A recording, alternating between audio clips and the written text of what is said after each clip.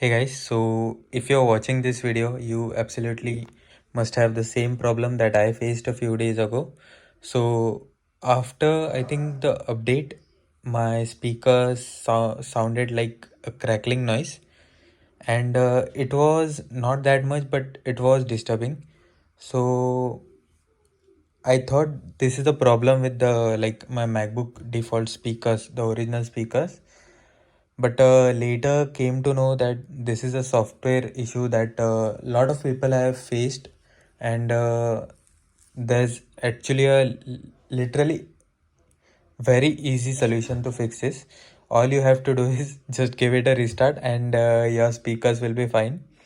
I tried the same thing, and my speakers are good to go now.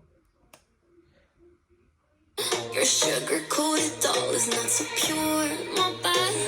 I don't give up. You're stepping on me and like So it was quite noticeable in the video, while listening to songs and everything, which had metallic sounds.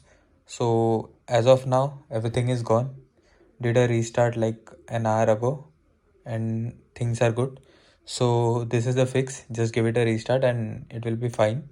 If you face it again, or I face it again, I'll update in the video and let you know, guys, that the problem is real or just a software issue.